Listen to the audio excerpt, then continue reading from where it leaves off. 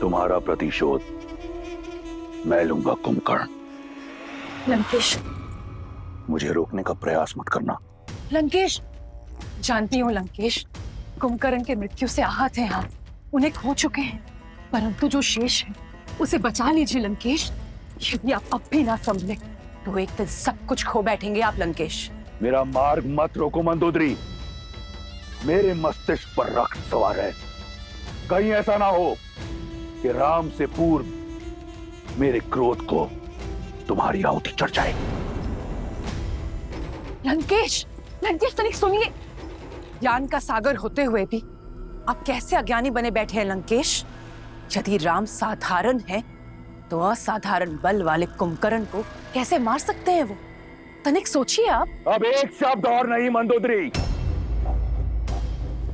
अब एक शब्द और नहीं, अन्यथा मैं भूल जाऊंगा कि तुम लंका की महारानी, मेघनाथ की माता और मेरी पत्नी हो। यदि तुम भय से इतनी ग्रस्त हो तो मेरी तरफ से तुम्हें छूट है, जाओ उस कायर विभीषण की भांति उस वनवासी के चरणों में गिर जाओ। परंतु मेरे समक्ष मेरे भाई के संहार करने वाले की प्रशस्ति नहीं गाओगी तुम।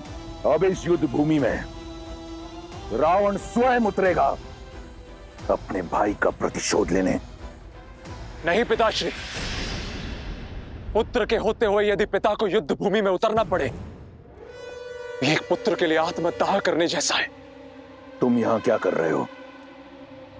क्या तुम्हारा अनुष्ठान पूर्ण हुआ? क्या निकुंबला देवी प्रसन्न हुई? क्या उन्होंने तुम्हें अपना शक्ति अस्त्र और अजय अस्त्र दिया? आप निश्चिंत रहिए पिताश्री, शीघ्र ही अपना मनोवांछित वरदान भी प्राप्त कर लूंगा मैं।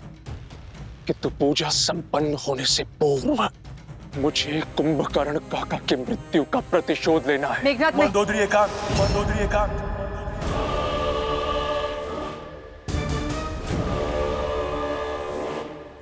जाओ और अपना अनुष्ठान पूर्ण करो। यह युद्ध मेरा है और मेरे रहते अब किसी को अपने प्राणों की आहुति नहीं देनी पड़ेगी। मैं ऐसा नहीं होने दे सकता पिताश्री। मेरे रहते आप युद्ध भूमि में उतरेंगे, इसका अर्थ तो यही हुआ ना कि आपका पुत्र लड़ने से पूर्व ही पराजित हो गया।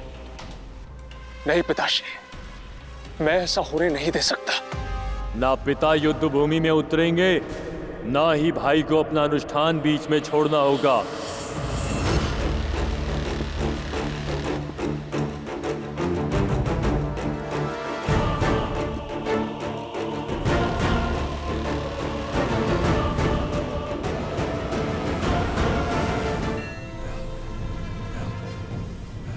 आतिकाय, पुत्र, तुम यहां क्या कर रहे हो? आप इकलौते दशानन पुत्र शेष नहीं है मेघनाथ।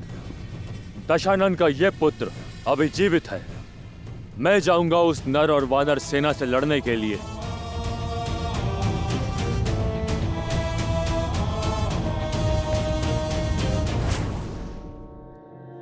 भाई को खोने की जो पीड़ा आपको आहत कर रही है, वही पीड़ा मुझे भी कचोट रही है। बहुत हुई प्रतीक्षा, अब प्रतिकार होगा। युद्ध भूमि में उन नरों का संहार होगा।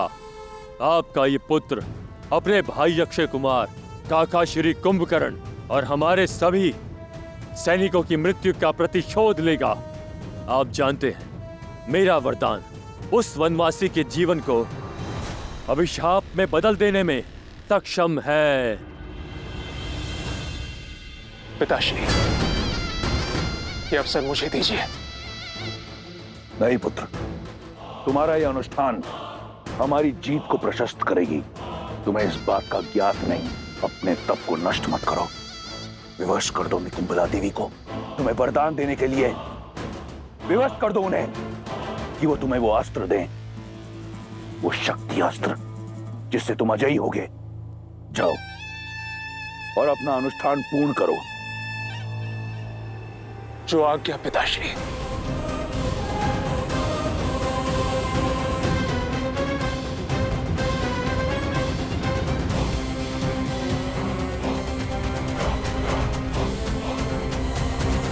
आज्ञा दीजिए पिताश्री। आज्ञा है परंतु एक चेतावनी भी। तुम युद्ध भूमि में उतर अवश्य रहे हो, परंतु तुम्हारा लक्ष्य राम नहीं, वो मेरा आखेट है। वयम रक्षामा। वयम रक्षामा।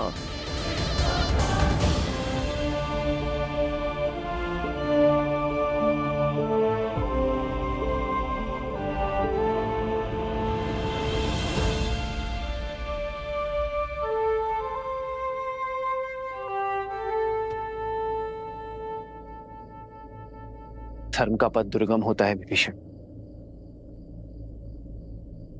सदा ही पीड़ा से होकर जाता है। मैं जानता हूं भाई से बिछड़ने की पीड़ा क्या होती,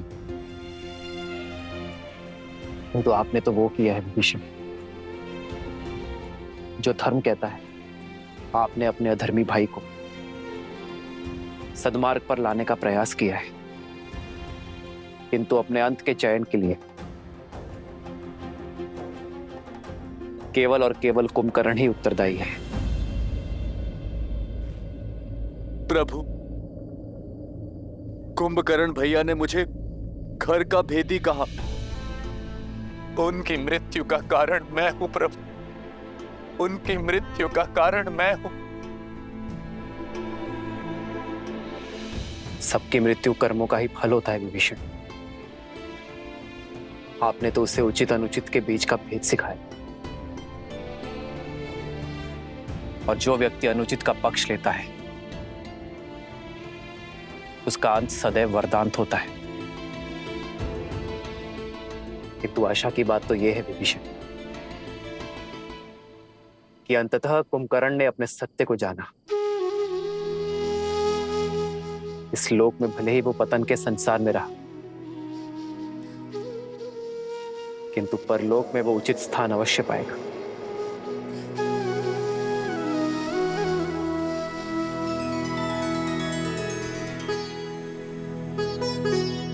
आप शोक मत करिए विभीषण, शांति पाठ पढ़िए और अपने अंतर मन को शांत कीजिए। भरी लोचन रघुपति निहारी, गयो विभीषण मन दुख भारी।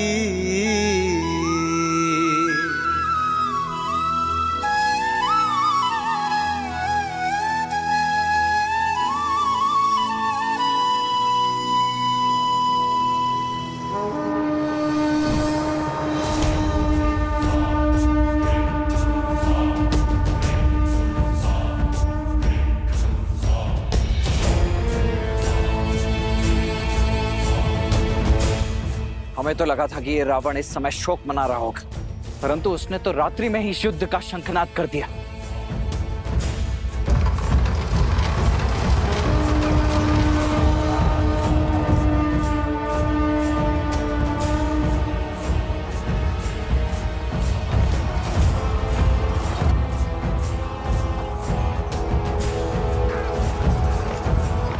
ये कौन आया होगा? केवल दो ही तो शेष हैं, रावण या उसका वो अभिमानी पुत्र मेघनाद।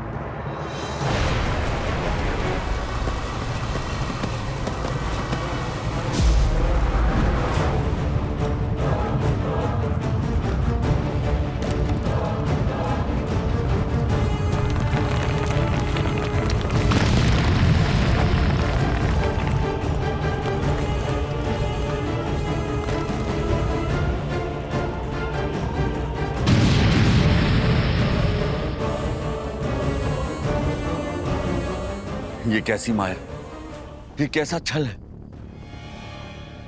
क्या ये साक्षात रावण के आने का संकेत है या मेघनाथ का?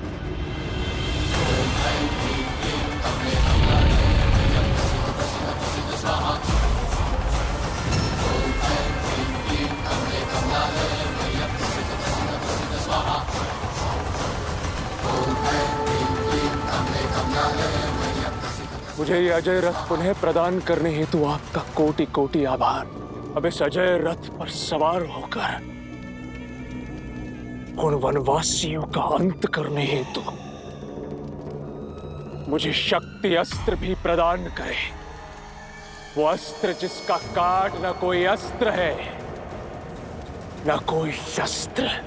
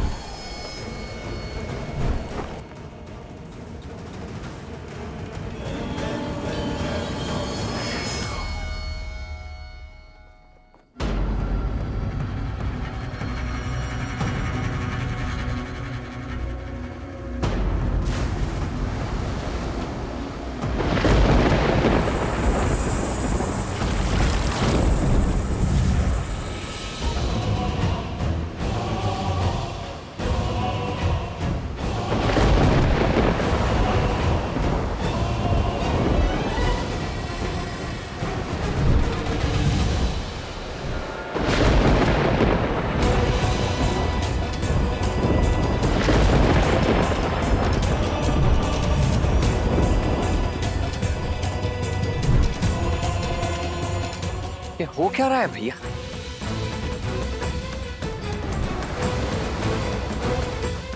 अग्नि, जल, वायु, धरा और आकाश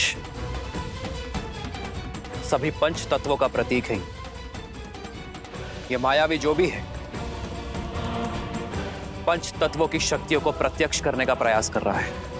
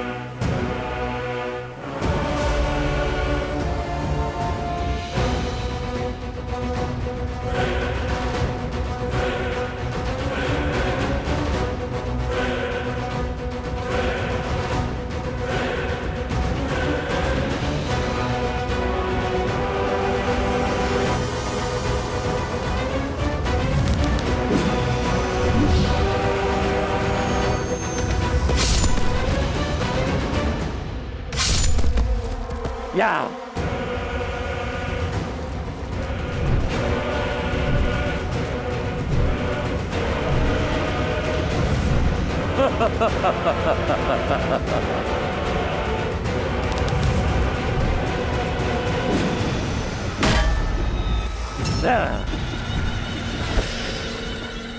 तुम्हारा लक्ष्य है भाई के बदले भाई के प्राण।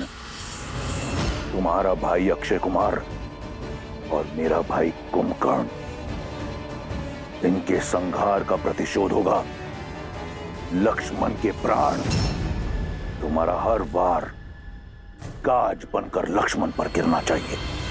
तुम तुच्छ वानरों से लड़कर अपनी शक्ति को कलंकित नहीं करेगा ये अतिकाय। मुझे राम का भाई चाहिए, लक्ष्मण चाहिए मुझे। अपने भाई अक्षय कुमार और अपने पिता के भाई वीर कुंभकर्ण का प्रतिशोध लेना है मुझे। उस राम के भाई लक्ष्मण से। लक्ष्मण, कहां छुपे बैठे हो कायर? कैसे रघुवंशी हो, युद्ध की ललकार पर भी मौन बैठे हो? भैया, ये दुस्साहसी आपके भाई की शक्ति को ललकार रहा है, रघुकुल के साहस को चुनौती दे रहा है। ये मुझे काहे कह रहा है? अब तो इसका मुख मेरे बाण ही बंद करेंगे। आज आप मुझे मत रोकिएगा भैया, मुझे आज्ञा दीजिए भैया। जाओ लक्ष्मण, किंतु सजग रहना। इस मायावी की शक्ति और युक्ति का हमें ज्ञान नहीं। अपनी शक्तियों को पंच तत्वों में यह बांट सकता है। विभीषण जी से पूछते हैं, वो वहीं शिविर में ही है। नहीं मित्र, विभीषण अभी शोक में है, उन्हें विचलित करना उचित नहीं होगा। आप चिंतित मत होइए भैया, आज इस दुष्ट को इसी के पंच तत्वों में विलीन कर ही आऊंगा मैं।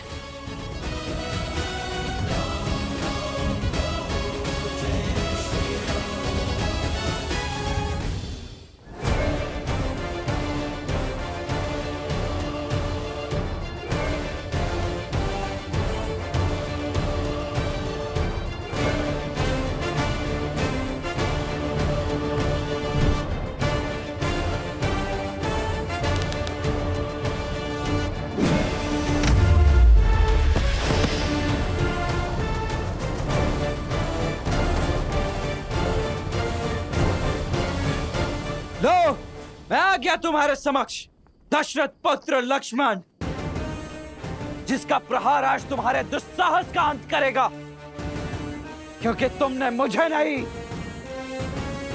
साक्षात अपने काल को ललकारा है।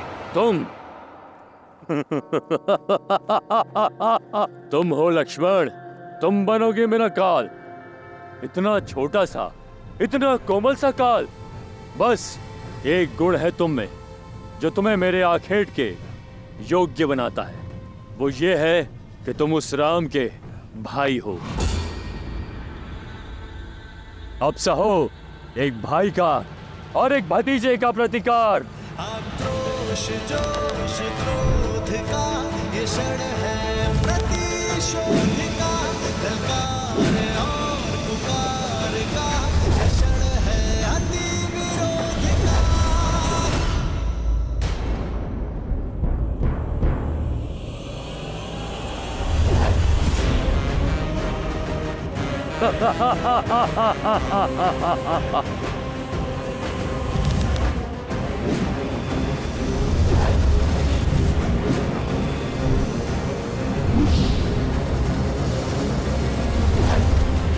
इसे कहते हैं अपने आकार से बड़ी तलवार उठा लेना।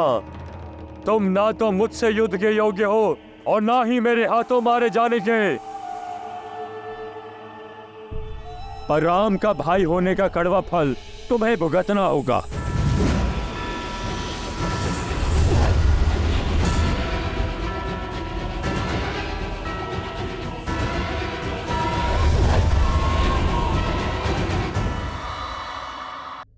प्रभु, वानर राज सुग्रीव का कथन ठीक है। हमें विभीषण जी को बुलाकर उन्हीं से पूछना चाहिए। हमें पूछना चाहिए कि इस अतिकाय की माया का काट क्या है प्रभु। केवल ये जाकर देखो हनुमान कि विभीषण सकुशल है या नहीं। यदि वो शोक में है तो उन्हें सांत्वना देना, क्योंकि मैं उनके पास नहीं। जितनी आवश्यकता हमें विभीषण की, उससे अधिक आवश्यकता उन्हें हमारी। जाओ हनुमान।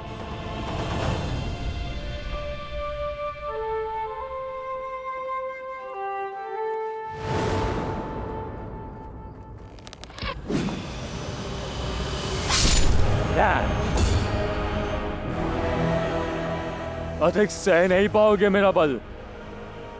स्मरण कर लो अपने कुल देव को और मांग लो क्षमा।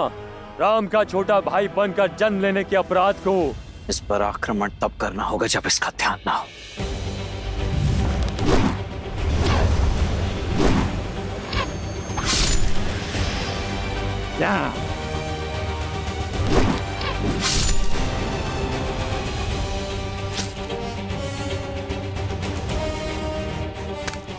थक गए बालक? उठाओ धनुष, कोई लाभ नहीं है। चलाओ चलाओ। तुम इतने निर्बल हो चुके हो, तुम्हारे बाण मुझ तक पहुंच भी नहीं पाएंगे। मूर्ख अभिमानी!